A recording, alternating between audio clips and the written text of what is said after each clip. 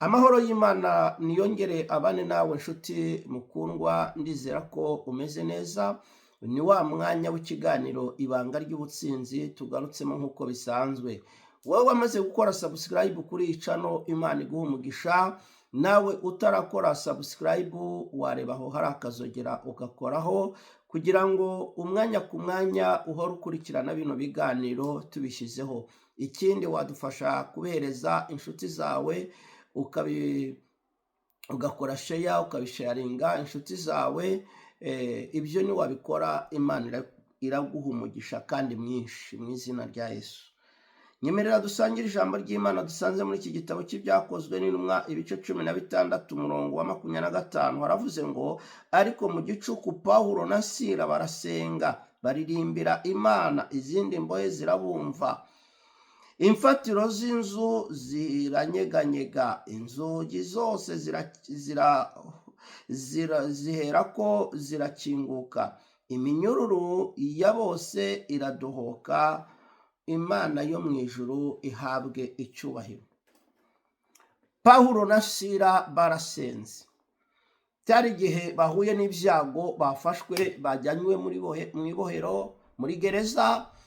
Hanyuma bagezeyo ntabwo hari ikintu bakoze, ntabwo bigize biheba, ntabwo bigize bicara ngo bavuze induru, bavuge ngo turagowe, bavuge ngo turapfuye, bavuge ngo biracitse, bavuge ngo dukozwe n'isoni, bavuge oya. Ahubwo ngo bagezeyo hari ikintu cyo bakoze, aricyo nshaka kukubwira. Ukwiye kumenya ko nta kindi kigiye kubaho ubuzima bwawe uretse gusenga. Ukwiye kumenya ko nta kindi kigiye kubohora urugo rwawe uretse gusenga. Ukwiye kumenya ko nta kindi kigiye kubohora umuryango wawe uretse gusenga. Ukwiye kumenya ko mu gusenga harimo imbaraga zikomeye. Ukwiye kumenya ko mu gusenga harimo imbaraga zibohora. Mu gusenga harimo imbaraga zibohora imigozi yose y'abarozi. Mu gusenga harimo imbaraga zibohora ibinyororo byose abarozi baba barashyize ku bantu. Kuko hari umuntu abarozi baba barashyizeho ikinyororo gikomeye. Kuko hari umuntu abarozi baba barashyizeho bakafunga, bakavuga ngo ntabwo uzasohoka muri ubu buzima, ntuzava aha. Nta kindi rero gishobora kubohora ubuzima bwawe uretse amasengesho. Kugira famiye ikomeye ntabwo byakubohora. Kugira abakomeye muziranye ntabwo byakubohora. Kuba warize amashuri menshi ibyo ntabwo byakubohora.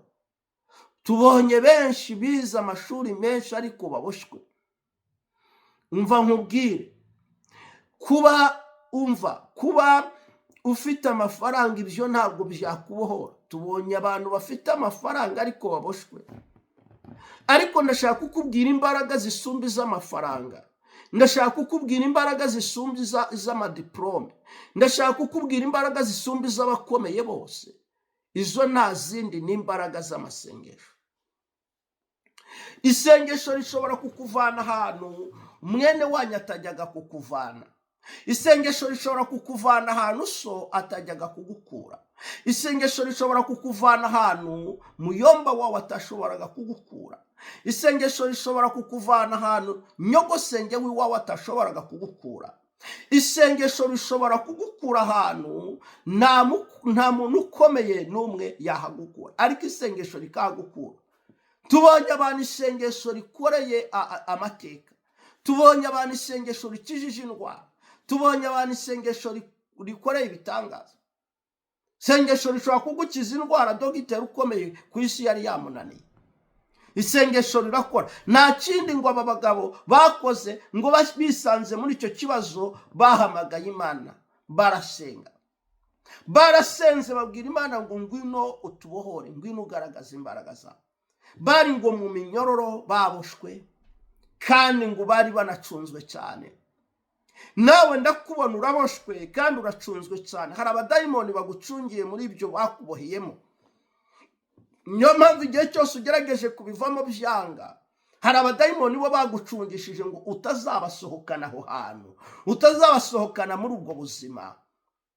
utazabasohokana muri iyo gereza y'ubukene, utazabasohokana muri iyo gereza y'ubusambanyi, utazabasohokana muri iyo gereza y'akaboregwe, utazabasohokana muri iyo gereza y'ubusuma, utazabasohokana muri iyo gereza y'ubushomeri, utazabasohokana muri iyo gereza y'uburwayi. Hari abadayimoni bahawe misiyo ngo bagucungire aho ngaho nyine, utazabasohokana perera kota. Ariko nje kukubwira ko hari imbaraga zishobora kugukura aho ngaho. Nje kukubwira ko hari imbaraga zishobora guhindura ubuzima bwawe. Nje kukubwira ko hari imbaraga z'Imana ishobora byose, imbaraga z'amasengesho. Iyo dusenze Imana irumva. Ngo isengesho riragenda rikabuza Imana amahoro. Isengesho ngo riragenda rigakomanga urugi rw'ijuru ngo rigatabaza. Amasengesho nagira ngo nkubwire ngo agira amaguru aragenda. Amasengesho nagira ngo nkubwire ngo agira umunwa aratuvugira. Amasengesho nagira ngo nkubwire ngo agira amaboko aradukorera. Koresha isengesho. Ibintu byose byanze, koresha isengesho. Imfatiro zose zanyeganyeze, koresha isengesho. Abantu bose bakuvuyeho, koresha isengesho. Ibintu byose byahagaze, koresha isengesho. Isengesho rigiye kukubohora. Nyemerera dusenge. Data mu izina rya Yesu, uri Imana ikomeye, uri Imana ibohora. Muri aka kanya ndasengeye abana bawe, ndacagagura bino biziriko, ndakubita hasi, ndamenagura imbaraga zose z'abadayimoni, ndazitatanya mu izina rya Yesu. Ndacagagura bino biziriko, ndabohoje abana b'Imana, ndabasengeye. Uyu muntu urwaye amaguru umukize, uyu muntu urwaye umutwe umukize, uyu muntu urwaye mu nda umukize, uyu muntu urwaye umugongo umukize, uyu muntu uri mu kagare umuhagurutse, uyu muntu uri kwa muganga umutabare. Rebo Saidehoria, imbaraga zawe zigaragare. Uyu muntu ibyiwe byacanganiyeho, reka umubere igisubizo. Uyu muntu uri umushomeri umuhakazi, uyu muntu wabuze icyo yishurira abana ku ishuri, umwishurire mu izina rya Yesu Kristo. Uyu muntu wabuze adresse, uyu muntu wabuze icyo ahaba, Mana umuhinzi umuha adresse mu izina rya Yesu. Imbaraga zawe zigaragare. Data ndagushimira mu izina rya Yesu. Amen. Wakira ubuzima, wakire gukira. Isengesho rifite imbaraga, isengesho riradukorera. Imana iguhe umugisha, ugira ibihe byiza. Iyi video isangize inshuti zawe, ni wabikora. Imana iguhe umugisha. Shalom shalom.